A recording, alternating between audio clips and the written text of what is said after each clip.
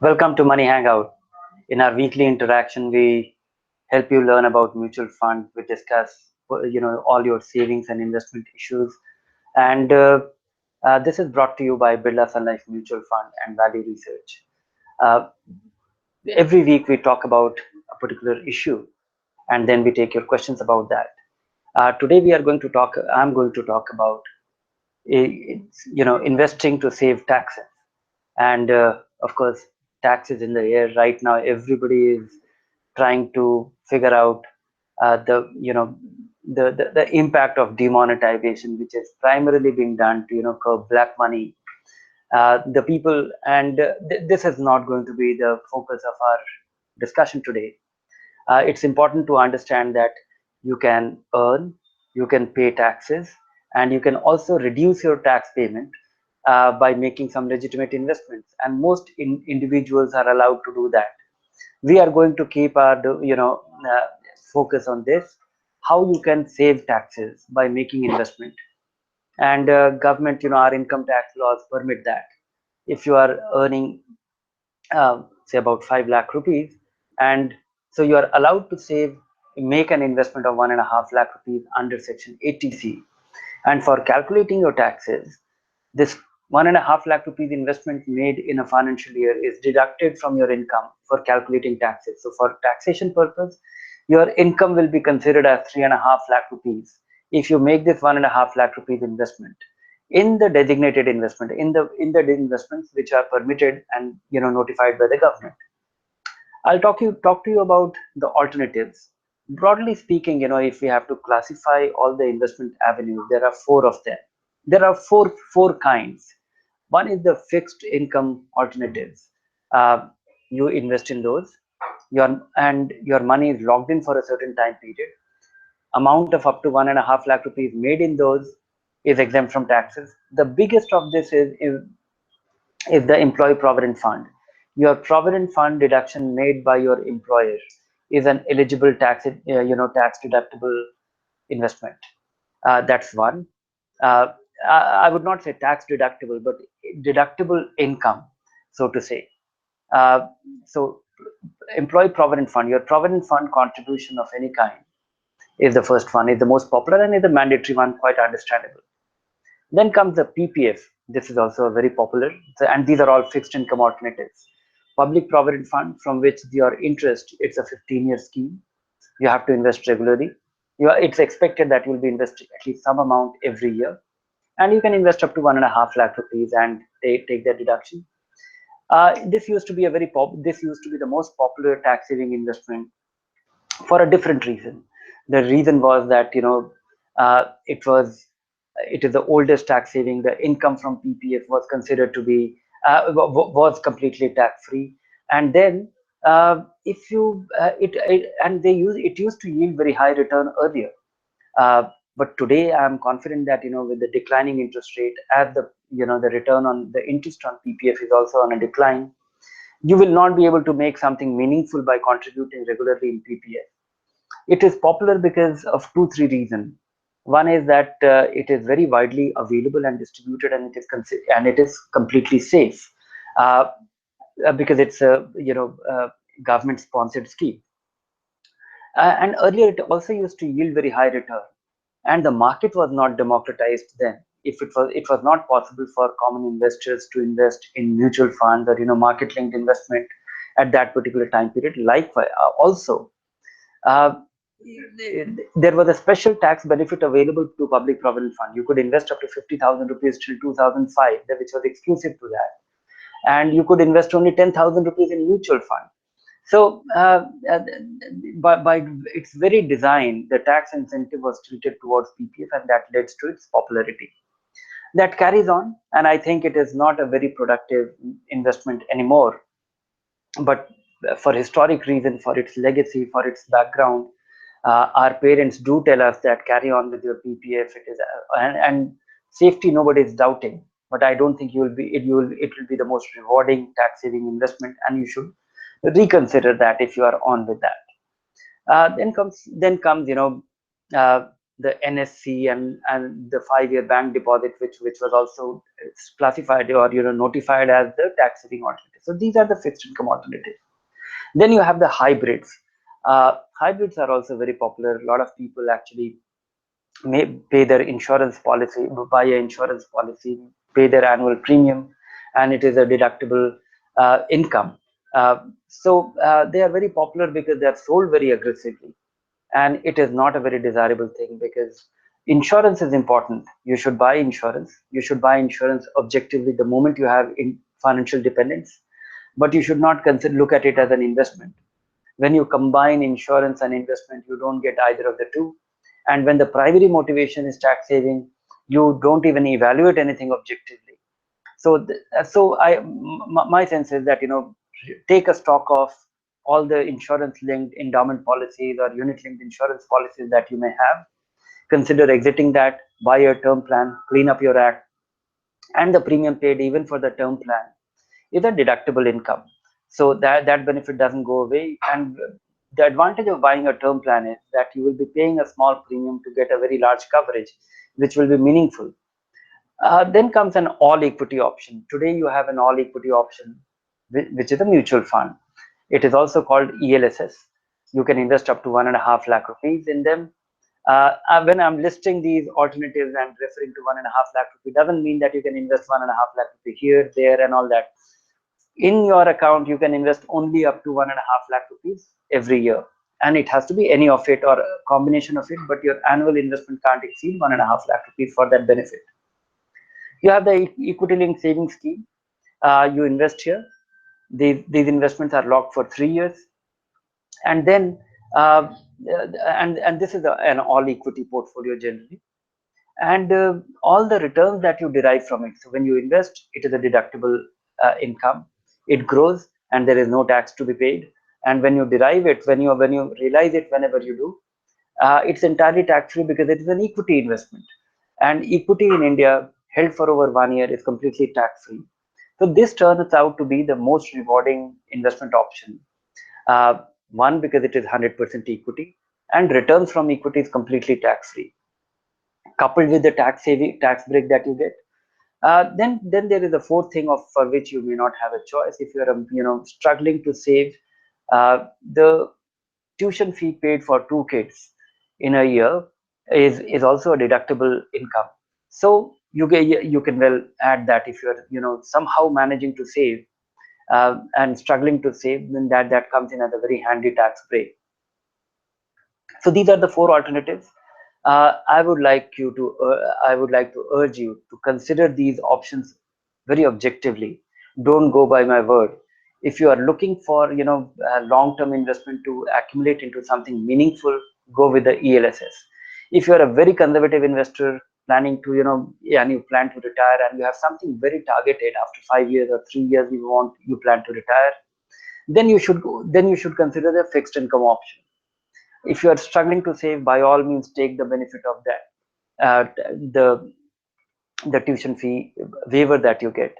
There is one more thing which has happened in last couple of years, which is extra investment of more than 1.5 lakh rupees up to 50,000 rupees in NPS is an eligible investment. It also qualifies for this deduction from your income. And NPS is relatively better off. It's a transparent thing. It is a low cost thing. But there are a couple of advantages. If I compare two situations, that you invest 50,000 rupees in NPS, then you have to keep investing 60,000 rupees. The money will be locked in till your retirement. 60% of your money will be converted into an annuity. 40% you can derive, and so it's a compromise on liquidity, and the income from that is taxable. When I compare that 50,000 rupees investment in NPS, which is deducted from your income, as compared to a person in the highest tax bracket, assuming that he pays tax on the 50,000 rupee which he was planning to invest in NPS, which means you pay 15,000 rupee tax and you are left with only 35,000 rupees.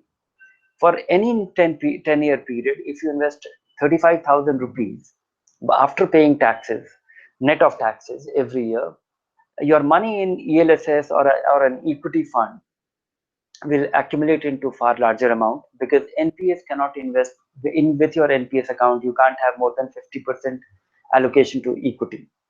That apart, it will come with all the catch, all the riders, that you have to hold your investment till 60. A part of that money must be converted into annuity. So given the riders, I think ELSS turns out to be a great thing even here, or any equity fund for that matter, because you can put your money, the money will be completely free from any lock-in, all the returns will be tax-free. So even that NPS thing is a good thing, but it is not great if you happen to be a very disciplined investor. And I'm hoping that all the people talking to us right now or listening to us right now will be disciplined investor. They'll be making a choice thoughtfully, and they'll be sticking to their plan. So if you can stick to your plan, you are a thoughtful investor, you will be investing regularly that 35,000 rupee after paying taxes, you will be much better off. And the scale of being better off is 50% allocation to equity as compared to 100% allocation. I expect a 4% annual incremental higher return, which will translate into something very meaningful in 15-20 years time frame. So that's all the briefing that I have, and I look forward to your questions on investing to save tax. Thank you, Dhiren. Thank Indeed, you. tax saving appears to be really high on priority of our viewers. This time we are flooded with questions. Let me try to take as many as we can. First up, Ronak and Vijay have a similar question regarding the likely changes in income tax after demonetization, and that given Donald Trump's pledge to cut taxes in the US, will the Indian government follow suit? uh, I don't know about Donald Trump, but I know about our finance minister, what has happened post demonetization. And I was also listening to an exclusive gathering few days, in fact, last Friday, and the finance minister referred to. He did not say that he will cut tax rates, but he says that he'll be looking at things interestingly once he it. I think it is very reasonable for individuals to expect that cut. Not only that, 2 years ago, the union budget, he actually gave a roadmap that how corporate taxes will come down. In that situation, I don't see a reason why how individual taxation rates could be higher than that. And that gathering which I was referring to, where finance minister was addressing a small set of people, he actually came close to referring to his positive views, or positive vibes or body language or expressions, that he will be actively considering it. So be hopeful. I'm hopeful that the tax rates will are likely to come down. Thanks, Dhiren. Next up, Abdul asks if SIP or lump sum, which is a better way of investing in ELSS. So, do the ground rules change for tax saving funds? No, the ground rules don't change, but just in case you haven't made your investment in the ELSS fund, then by all means, invest in the next 2-3 months, or maybe make a lump sum. But it's very important to understand what is the why we keep why we are why we sound like a stuck record. Invest regularly, do SIP, because it is actually a behavior management method. When you invest lump sum, assuming that you invested last month and the market goes down by 10%, you just regret, and you start disbelieving your method. When you invest regularly, you don't you're not at that disadvantage. You don't get anxious about your investment. The other thing is that it fits into your routine. You earn every month, you save every month, and you invest every month. And so just do it like that. It becomes and something becoming a habit is more likely to be sustainable than a one-off thing.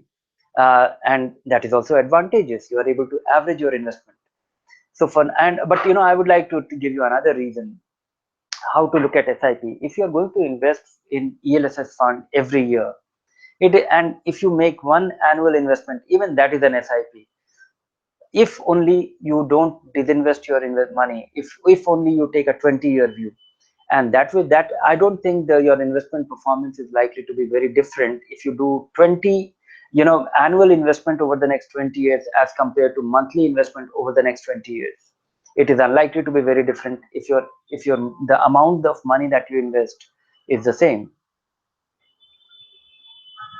Moving on, Mr. Daruwala asks about the taxation on the dividends from shares and mutual funds. Dhiren. Dividend from shares and mutual fund is from equity funds is completely tax free.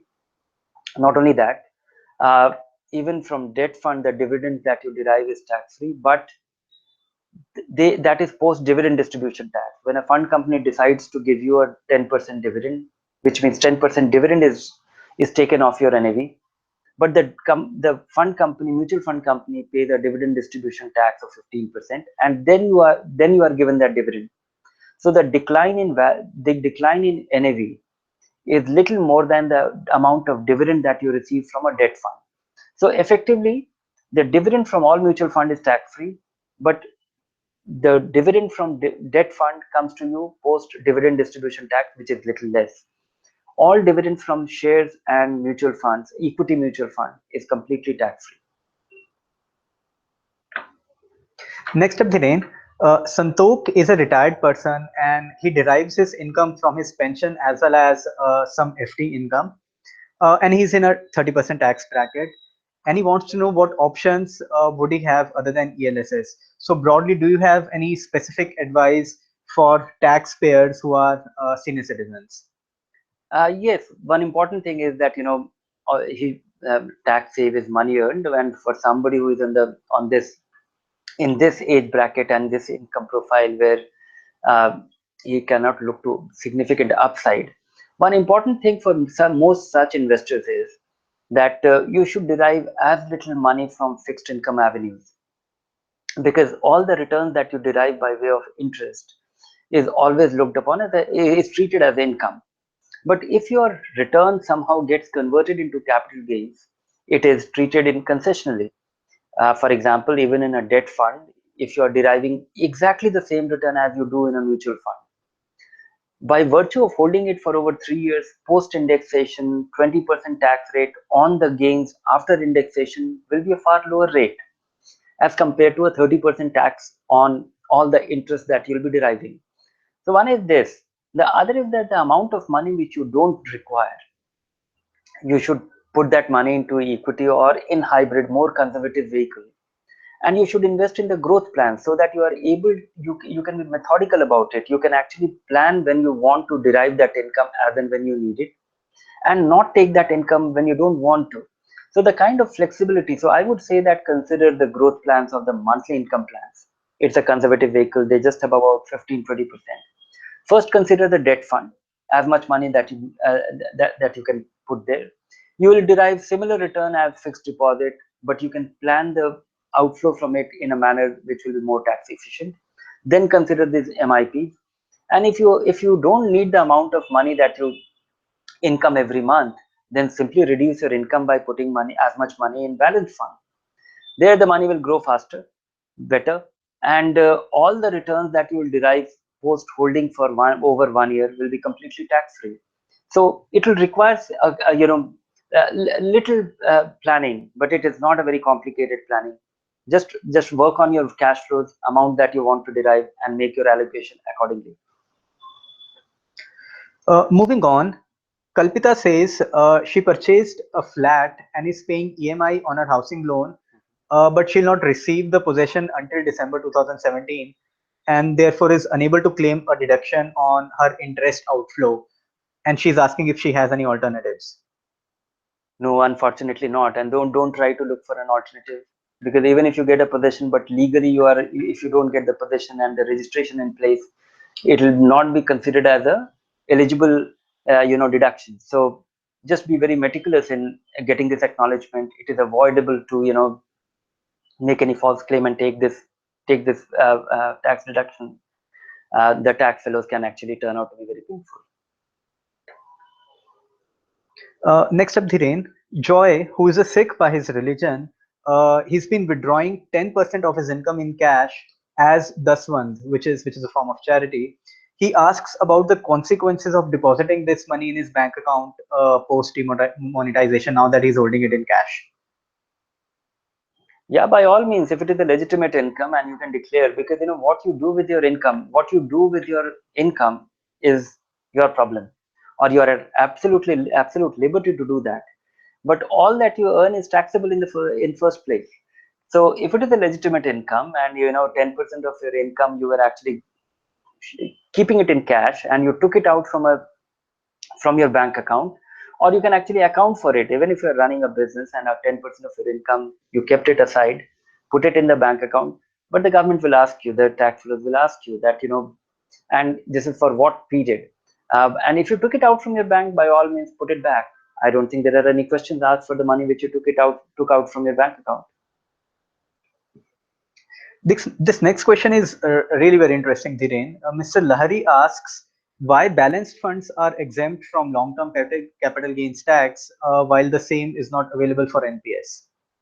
uh, because NPS was devised differently with a different goal, and balance funds are exempt from capital gains tax for a very simple reason. Our tax laws stipulate that all return from equity fund or all equity will be exempt from capital gains tax if held for over 1 year. And the definition for equity from a tax by the tax fellows, or in our tax laws, is that over 65% allocation of a mutual fund, if it is in equity, then it will be considered as an equity fund. So balance funds qualify as an equity fund because they have tilted their portfolio or asset allocation to 65%, and so it becomes tax free. NPS was devised to provide you retirement income. So uh, and last year we had this huge big fight over what to do with NPS, and what was happening to your employee provident fund. The government was trying to bring about parity in the two, and it succeeded. It did not succeed in bringing that parity.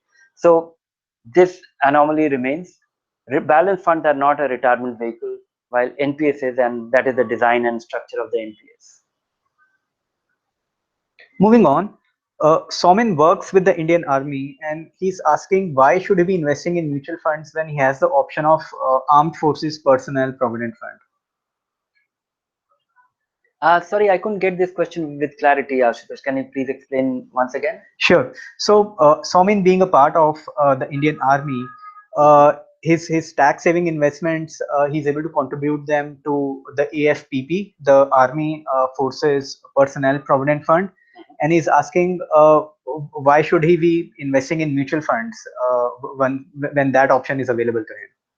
Well, of course, that option is available, and if that is a mandatory deduction, and if that is able to fulfill his need, he doesn't have a choice. But I would say that if you have an option to choose, I would say go for ELSS. They give you more better return. All the returns are tax free. So is your provident fund. But provident fund is unlikely to be that rewarding because provident fund is not all equity. They'll be struggling to give you 8.5 9% return on any 10-year period, 15-year period. Regular investments to be made every year.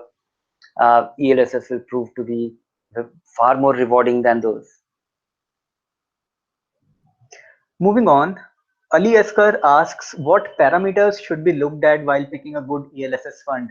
He says that past performance can't be relied upon for future prediction. So, what should he rely on? Uh, the basis of choosing a equity fund should be applied.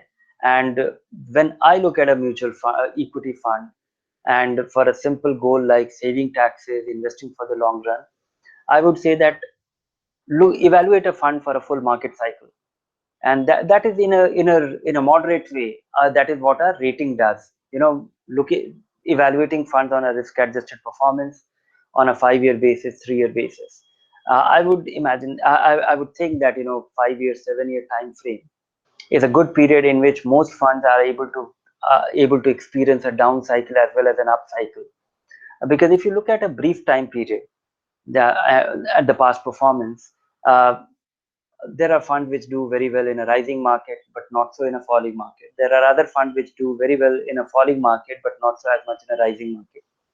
I would think that a fund which falls far less than others in a falling market and rises little better than most other funds in a rising market will prove to be a good a good choice.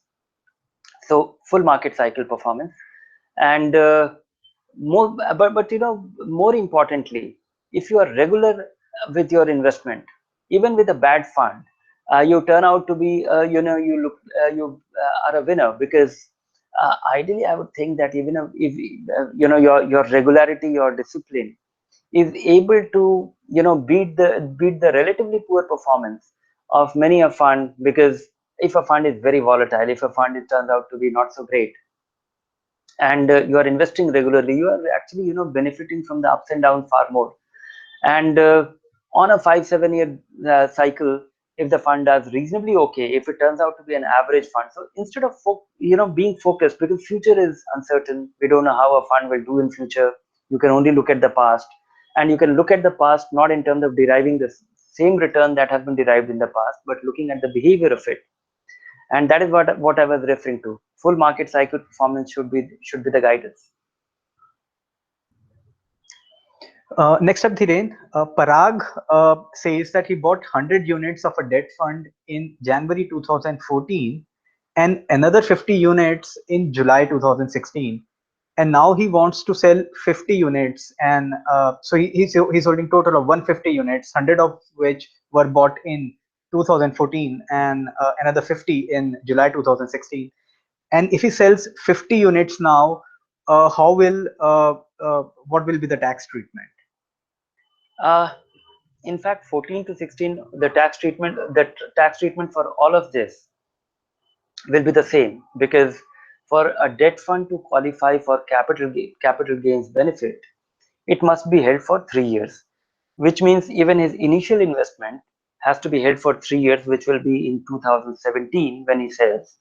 But generally speaking, the principle is that if you are investing in the same fund at different point of time in the same folio, the first in first out principle is followed, which means that if you keep buying, say, 1,000 rupees in all the funds, and then you start redeeming after 2-3 years, then the first set of units that will be redeemed will be considered as the first one which you bought, which will be followed by you the chronology of your purchase is followed. And this is the accounting principle called first in first out. What you bought first will be considered as being sold first. Next up, Dhiren, Saikiran says that his father is retiring in May next year and he'll be getting lump sum retirement benefits. And he wants to know how can his father save on taxes and how can he plan for the retirement benefits that he'll be getting. This is a very important goal, and uh, the starting point should be that how much money he is likely to need in his retirement for by way of regular income to lead a comfortable life. And is there any provision of regular income, which means will he be getting some pension?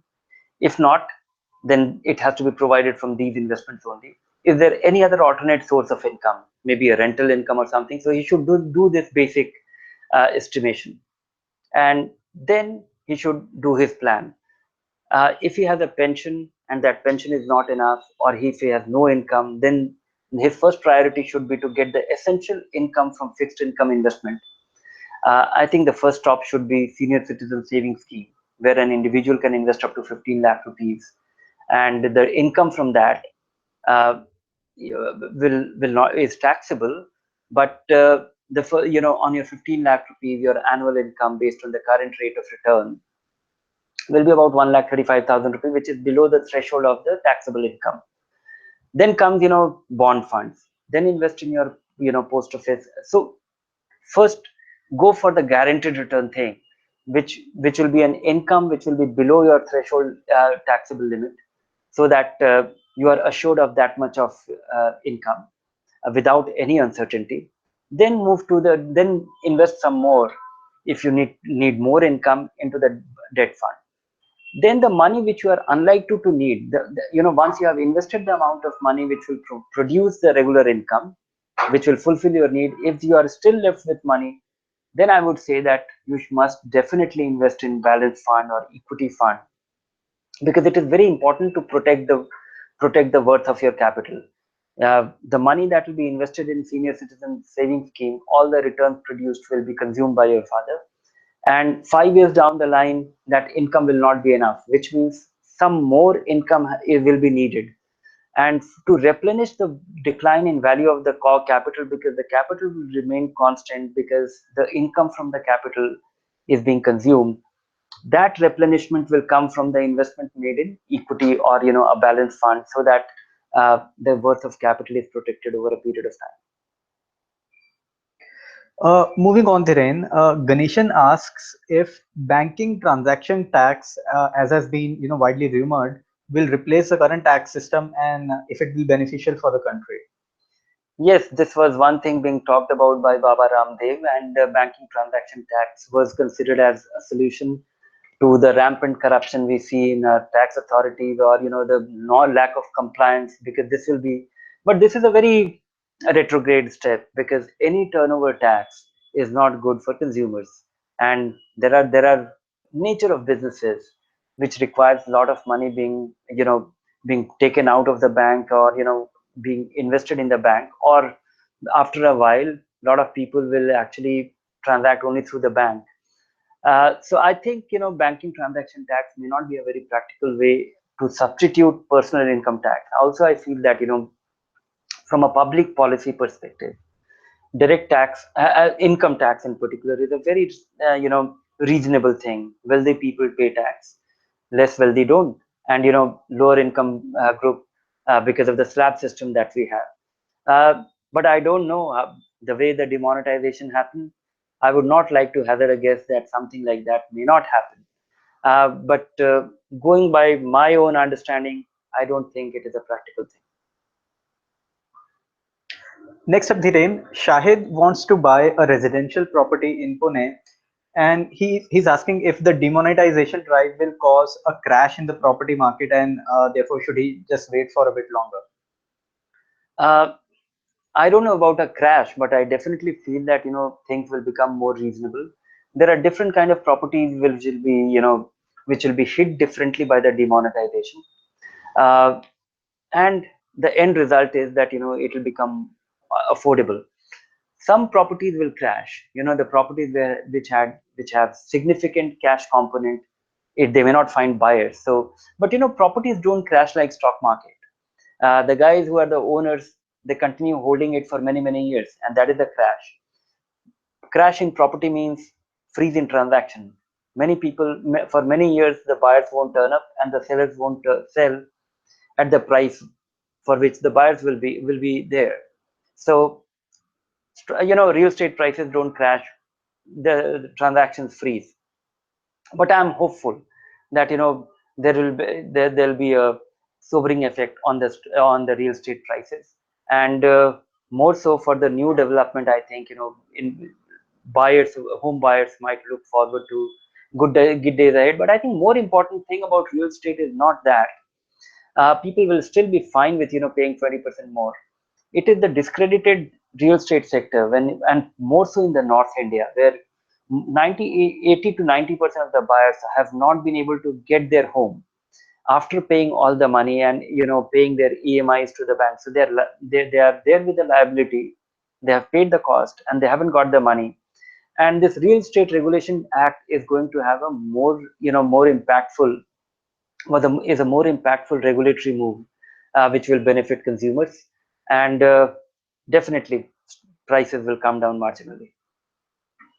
We'll take one last question for today's session, Sure. Dhiren. Vinod asks if he should opt for credit opportunities funds instead of dynamic bond funds in the current scenario. And he says he's already invested in Birla Sun Life Medium Term Fund. I don't know if this is how to tactically which will be the most convenient. But when I look at it holistically, that you have to hold a bond fund for 3 years to get the full tax, to derive the full benefit of owning a bond fund, it doesn't matter. I'm hopeful that the dynamic bond fund will also benefit as the rate cuts are likely to continue, and they have benefited in the recent times. Likewise, I don't see a doomsday for the economy. Economy should improve from here on, or after 6 months, 1 year. And credit opportunity fund primarily benefit from higher yield, higher accrual on the bonds that they own, besides the possibility of a rating upgrade, which leads translates into some appreciation as well. So I think both funds will benefit. Dynamic bond funds, if you're taking a short-term view, my sense is that dynamic bond funds will benefit more.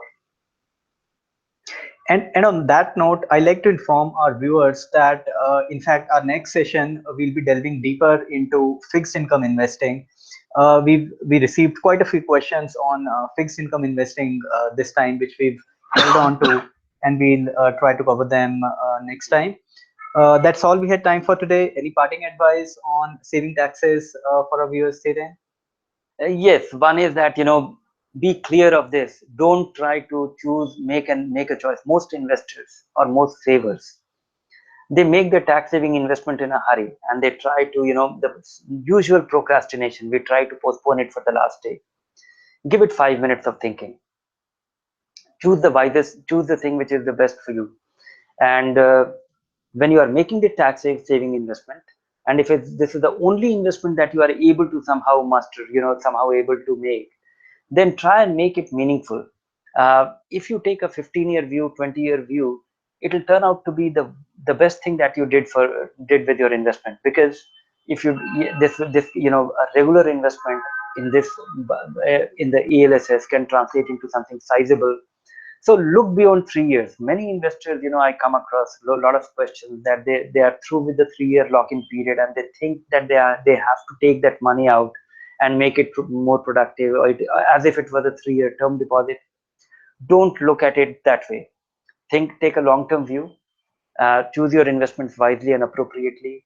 If you're investing for the long run, invest in ELSS, and look forward to some handsome return and a meaningful accumulation from here. Thank you, Dhiren, and thank Thank you you. everyone for joining in. Looking forward to your participation next week. Bye bye from us. Thank you.